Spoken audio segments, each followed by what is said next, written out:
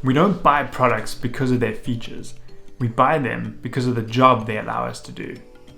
This is the theory of Clay Christensen, the late professor and business guru who came up with the framework known as jobs to be done.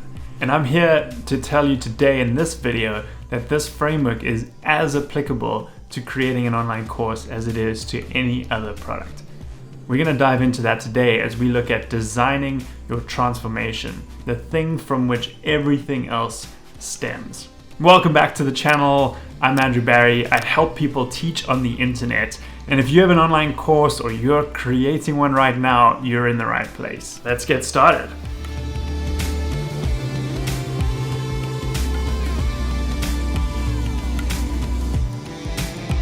Okay, so what we're going to accomplish today is help you figure out your transformation statement, the promise that you make to your students so they know what they're going to get out of your online course. So Clay Christensen was an economist, professor, and widely regarded as one of the greatest management thinkers of all time. He wrote an incredible book called The Innovator's Dilemma and came up with this framework known as jobs to be done, which is going to be very, very relevant to us today. So to hear a little bit more about the framework, let's hear from Professor Christensen himself. We decided that the way we teach marketing is at the core of what makes motivation difficult to achieve. The most helpful way we've thought of it so far is that we actually hire products to do things for us. And understanding what job we have to do in our lives for which we would hire a product is really the key to cracking this problem of motivating customers to buy what we're offering. So I wanted just to tell you a story about a project we did for one of the big fast food restaurants. They were trying to goose up the sales of their milkshakes. They had just studied this problem up the gazoo. They brought in customers who fit the profile of the quintessential milkshake consumer. And they'd give them samples and ask, could you tell us how we can improve our milkshakes so you'd buy more of them? Do you want it chocolatey or cheaper, chunky or chewier? They get very clear feedback. They would then improve the milkshake on those dimensions, and it had no impact on sales or profits whatsoever. So one of our colleagues went in with a different question on his mind, and that was, I wonder what job arises in people's lives that cause them to come to this restaurant to hire a milkshake. So we stood in a restaurant for 18 hours one day and just took very careful data. What time did they buy these milkshakes? What were they wearing? Were they alone? Did they buy other food with it? Did they eat it in the restaurant or drive off with it? It turned out that nearly half of the milkshakes were sold before 8 o'clock in the morning. The people who bought them were always alone. It was the only thing they bought, and they all got in the car and drove off with it. So to figure out what job they were trying to hire it to do, we came back the next day and stood outside the restaurant so we could confront these folks as they left, milkshake in hand. And in language that they could understand, we essentially asked, excuse me please, but I got to sort this puzzle out. What job were you trying to do for yourself that caused you to come here and hire that milkshake? And they'd struggle to answer, so we'd then help them by asking other questions like, well, think about the last time you were in the same situation, needing to get the same job done, but you didn't come here to hire a milkshake. What did you hire? And then as we put all of their answers together, it became clear that they all had the same job to do in the morning, and that is they had a long and boring drive to work. And they just needed something to do while they drove to keep the commute interesting. One hand had to be on the wheel, but somebody had given them another hand and there wasn't anything in it. And they just needed something to do while they drove. So I highly encourage you watch the rest of that video. We'll include it in the comments below.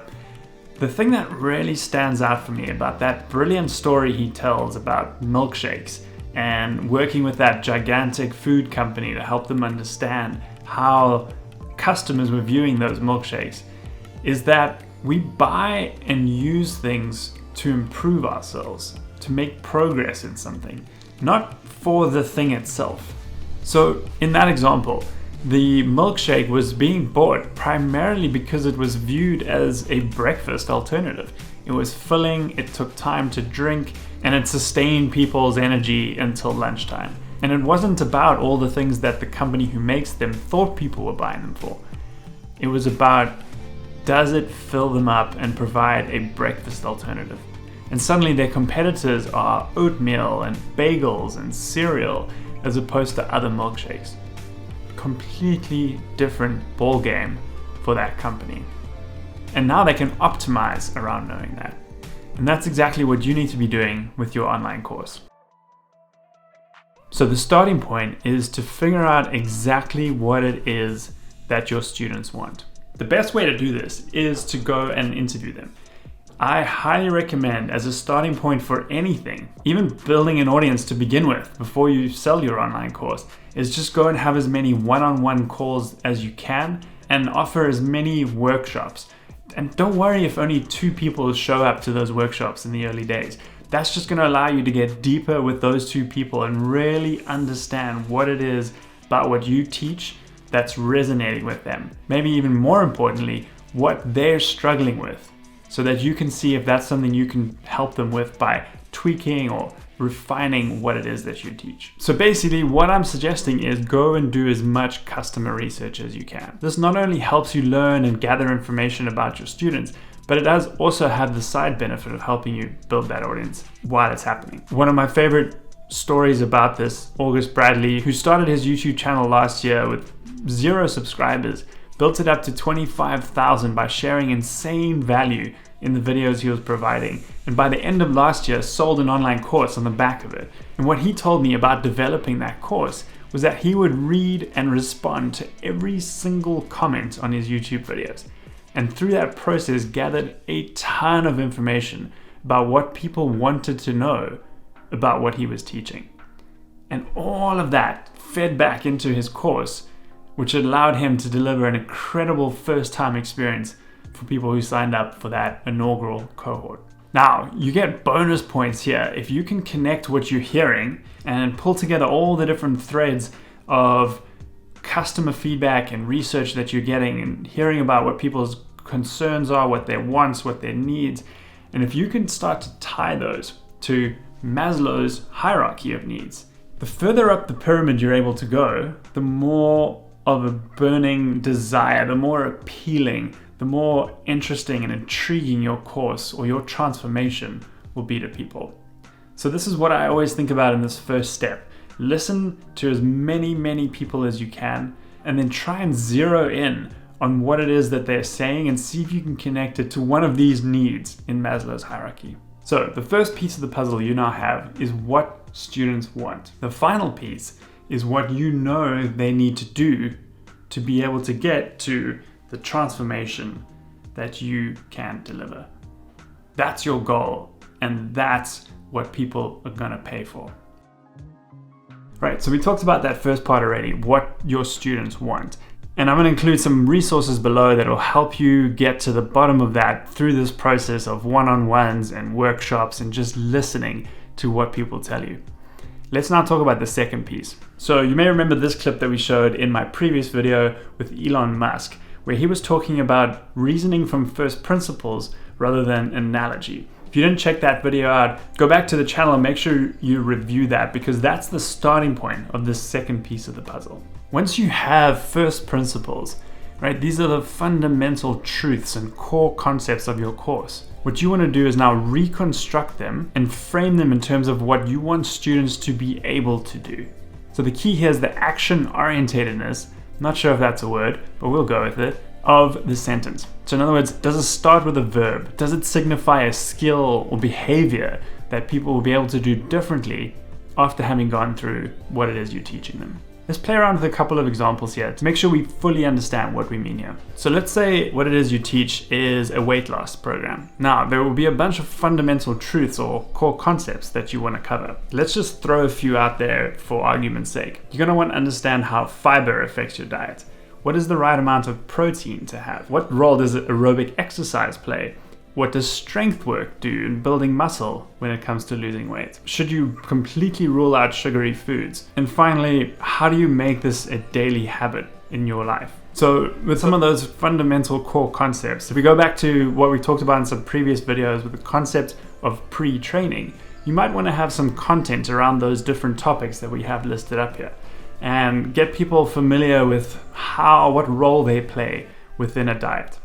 But then the thing that you want people to do is to connect all of those things into a way that allows them to get to the transformation, which, let's say for argument's sake, is to lose weight to feel great, right? So an aspirational need or want that people have.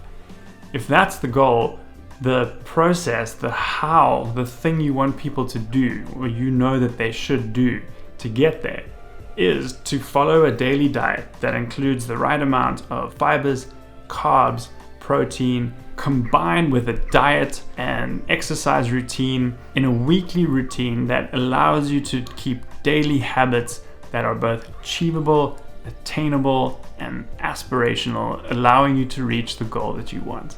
Now that's quite a mouthful, but you see how I made it very practical, where we first talked about what the concepts were, and then we pieced them together to say, well, these are the steps you're going to follow. These are the things I'm going to show you how to do to get to the transformation you want, to lose weight and to feel great.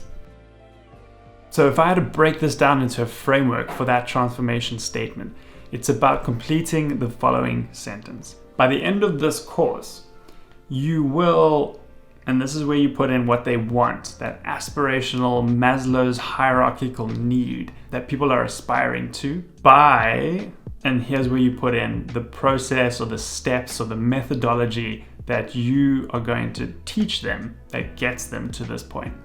So by the end of this course, you will be able to their burning desire by the process that you have to teach them. Let's check out a few examples of actual online courses so you can see how this all comes together. My course, On Deck Course Creators, is about creating transformational online courses. So that's the methodology that we follow. But the aspirational goal, the thing that people are signing up for, the transformation, is scaling your impact by becoming a superstar teacher. So by the end of my program, you will be able to scale your impact as a superstar teacher by creating a transformational online course. The vehicle to get to that aspiration. Let's check out another one. Nate Cadillac runs a course teaching you approachable design for non-designers. His transformation statement may be something like, unlock your creative taste by learning the fundamental building blocks of good design. You've got a goal in mind and you've got the steps for getting there. Let's check out another one. Marie Poulin, who teaches people how to use Notion and manage their life and their business, might have something like, by the end of this course, you will be able to master your life and business by mastering workflows in Notion. Let's check out another one. Kay He, who also has a Notion course, might say something like this. You will learn how to supercharge your productivity by only doing $10,000 an hour work. Now that's pretty intriguing, right? What is $10,000 an hour work? It doesn't even mention anything about Notion. It's pretty exciting and it makes you want to know more. Let's check out another one. Cam Hauser runs a course on teaching people how to use video, and it's called Minimum Viable Video. His transformation statement may be something like, by the end of this course, you will be able to connect with industry experts, close more deals, and land your dream job by using the power of video. So we've got this vehicle leading to an aspiration. In all of these cases, we lead with the aspiration and then we introduce the vehicle for getting there. An incredibly powerful framework to position to people what it is that they're buying and to entice them to buy that, and then to give the reins over to you to deliver that to them. Stay tuned for a quick tip at the end, but if you enjoyed this video, check out all the other videos on this channel. This whole series, week by week, takes you through the process of creating an online course. You'll absolutely be able to get started by going through the videos, taking notes, and applying them to your course. If you have questions, put them in the comments below. I respond to everything. Remember to like and subscribe this channel. And the quick tip that I want to leave you with is get out of your own head. It's almost natural to assume we know what our customer wants. You absolutely have to get it in their own words. You'll be amazed at what people actually resonate with and what actually looking for when they take your course. So get out there, have a whole lot of conversations, document what you hear, and then go and validate that. Make sure that is resonating with more people. And once you start to see a few people resonating with the same thing, then you know you're onto something. Good luck. I'll see you next week. Take care.